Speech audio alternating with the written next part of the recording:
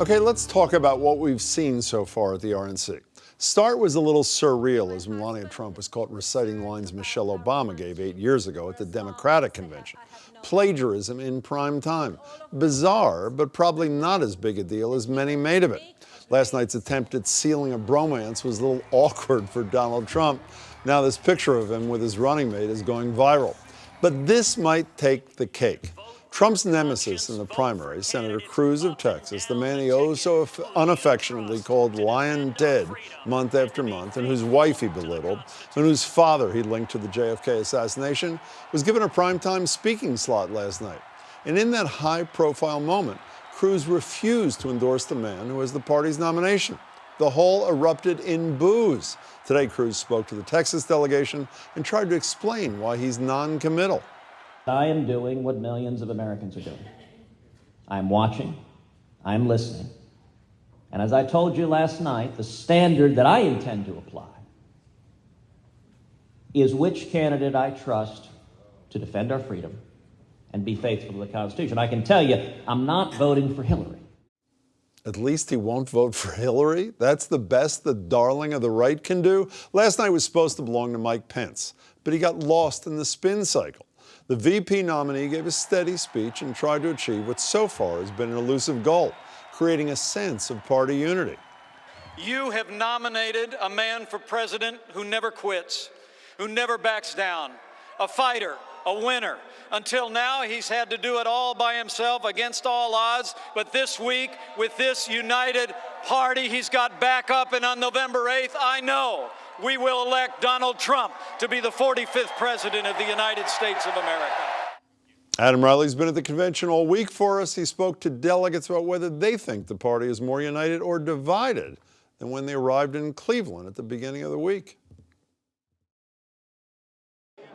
The Republican National Convention has one big goal: send the party away from Cleveland unified, ready to take on Hillary Clinton with any internal grudges forgiven or forgotten.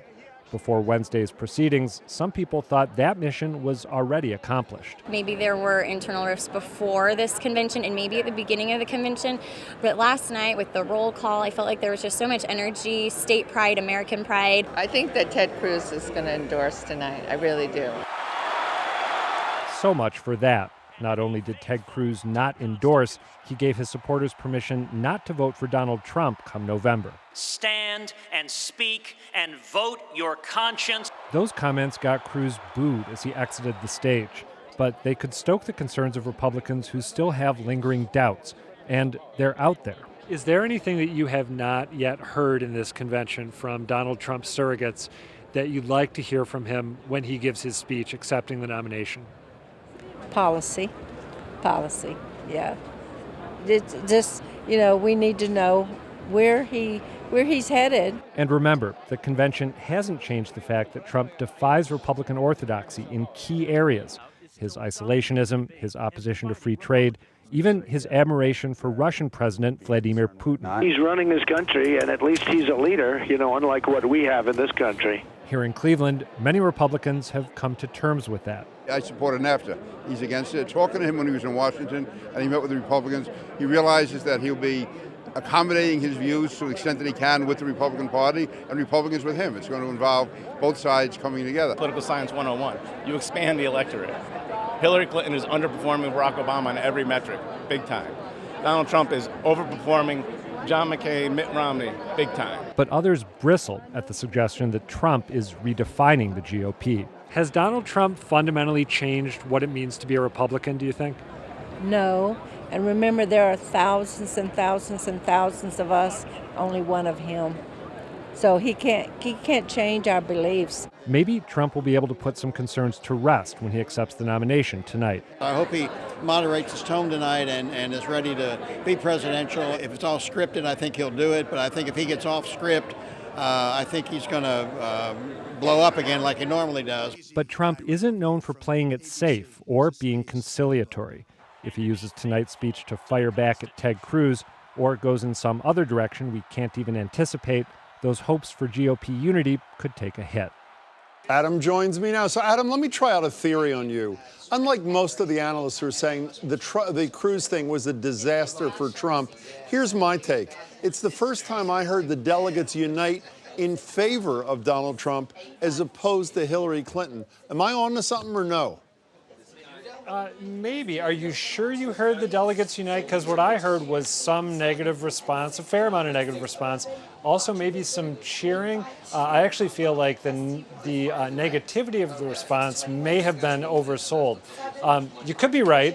You could be right. But I think that there were delegates who seemed to like what he had to say. And then today, when he told the Texas delegation that he wasn't going to be a servile puppy to the guy who had insulted his wife and his father, they seem to respond well to that too. So there are some dissenters out there, I think. Can I tell you, this is like the Nixon-Kennedy debate. Sitting at home, which is what the vast majority of us were doing, not in Cleveland, this sounded like unanimous disapproval, if not condemnation, of Cruz. So it's really interesting to hear you say what you say firsthand. I want to, on this thing, Trump tweeted, "No big deal."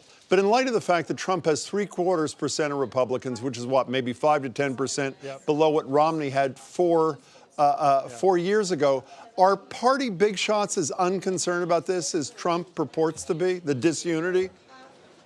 I will confess that the party big shots don't tell me what they're thinking. I don't have that kind of access. I wish I did.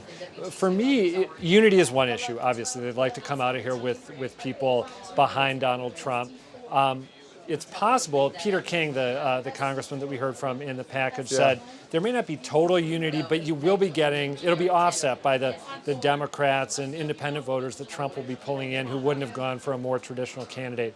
I think one concern is that the Cruz speech created yet another distraction. I don't know if I'll be able to sum up all the distractions we've had this week, but there was the Cruz non-endorsement, there was the Melania Trump plagiarism, and then there was also Trump giving an interview to the New York Times here in which he said he might bail out on NATO. So I think the concern that raises, and I'm speculating here a bit, but for party grandees, I'm pretty sure some of them are asking themselves, is this guy disciplined enough? If he can't get through a convention without embarrassing storyline after embarrassing storyline, is he going to be able to pull it off in a general election? But very quickly, this departure on orthodoxy, Republican orthodoxy on policy, as you mentioned a minute ago, are most people who are with him because of the policy or because of the spirit? I think it's the spirit or the temperament. My sense, being here, is that Republicans have so much pent-up frustration after 8 years of Barack Obama, and there is such long-standing entrenched animus against Hillary Clinton that they're not really concerned about policy. They want a guy who channels their anger, and they've got him. Adam, thanks so much. In the words of Bill Belichick, after tonight, it's on to Philadelphia. See you there. Take care. Thanks. It is indeed. See you. One prominent Republican who is not in Cleveland is Governor Charlie Baker. He decided several months ago he couldn't support Donald Trump and would be better off staying here and working on state business. Former Massachusetts Senator Scott Brown talked to WGBH Radio last night about Baker's decision to stay home and to blank the presidential race. The governor responded at Boston Public Radio today. Charlie has to take care of Charlie, and he's doing a great job, and I have a ton of respect for him, and I don't expect Kelly Ayotte to be here either because she's got a re-election. But I'm hopeful that Charlie will actually reevaluate, the fact that he said he's not going to vote. Well, I respect that, but that sends a terrible message to our youth and to the men and women who have served this great country that the sacrifices they made. You got to vote. Look, I've said several times that I'm disappointed. This is the first time since I've been able to vote that I don't anticipate voting in a presidential election. But for a very long time, I felt that Donald Trump didn't have the temperament to be president, and I think Hillary Clinton has an enormous believability problem. And truthfully, I'll be voting in the down ballot races. I'll be working really hard on a couple of the campaigns that are ballot related in Massachusetts, some of the questions that are going to be before the voters. But people should vote. On this one, I'm with a you gotta vote on everybody contingent.